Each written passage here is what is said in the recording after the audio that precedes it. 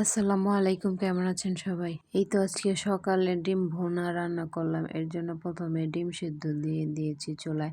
তারপরে কড়াই বসিয়ে একটু তেল দিয়ে ডিমগুলা ভেজে নেব। তারপরে ওই তেলের ভিতরে পেঁয়াজ মরিচ দিয়ে দিলাম, হলুদের ফাঁকি মরিচের ফাঁকি লবণ পানি দিয়ে একটু কষিয়ে নেব। তারপরে একটা আলু কুচি করে দিয়েছি, সেটাও দিয়ে দিয়েছি। তারপরে একটু নাড়াচাড়া দেওয়ার পরে একটু পানি দিয়ে ভালোভাবে কষিয়ে নিয়ে তারপরে ডিমগুলা দিয়ে দিলাম। তারপর আর একটু কষিয়ে নেওয়ার পরে এই তো ধনিয়া পাতা দিয়ে কিছুক্ষণ বলক দেওয়ার পরে তরকারিটা নামিয়ে নেব। এই তো আমার ডিম বোনাটা হয়ে গেছে। আজকে শুক্রবার ছিল আর ডিম বোনাটা আমি সকালে রান্না করেছি। দুপুরে দাওয়াতে গিয়েছিলাম, আমার খালার ছোট মেয়ের জন্মদিন ছিল।